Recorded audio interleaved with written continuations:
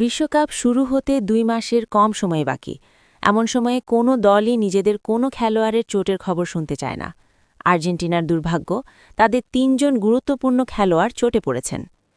Lautaro Martinez, Emiliano Martinez ও Cristian Romero চোট পেয়েছেন। Inter Milan striker Lautaro Martinez পুরনো চোটের জায়গাতেই আঘাত পেয়েছেন নতুন করে। Aston villa goalkeeper Emiliano Martinez গতকাল রাতে নটিংহাম ফরেস্টের বিপক্ষে ম্যাচ শুরুর কিছুক্ষণ আগে পায়ে সমস্যার কথা জানান।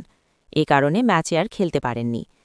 একই রাতে সান্ডারল্যান্ডের বিপক্ষে ১-০ গোলে হারের ম্যাচে টটেনহামের ডিফেন্ডার এবং অধিনায়ক ক্রিস্টিয়ান রোমেরো চোট পান।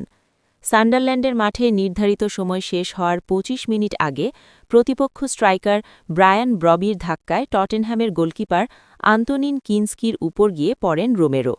তার ডান হাঁটুর সঙ্গে সংঘর্ষ হয় কিনস্কির মাথার। তখনই বোঝা গিয়েছে বেশ ব্যথা পেয়েছেন রোমেরো। মাঠ ছাড়েন ভেজা চোখে খোঁড়াতে খোঁড়াতে।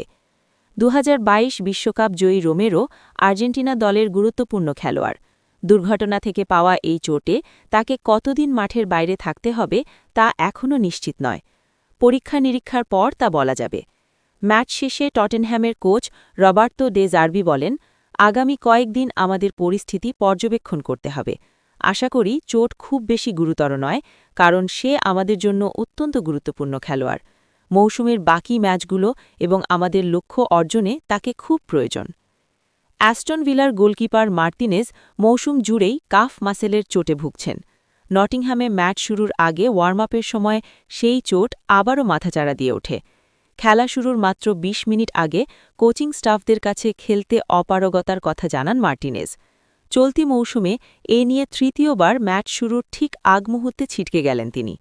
১-১ গোলে ড্র ম্যাচের পর ভিলা কোচ উনাই এমিরি মার্তিনেজের চোট নিয়ে বলেন, ওয়ার্ম আপের সময় সে আমাদের জানায় কাফ মাসেলে অস্বস্তি বোধ করছে, সেখানে ব্যথা ছিল।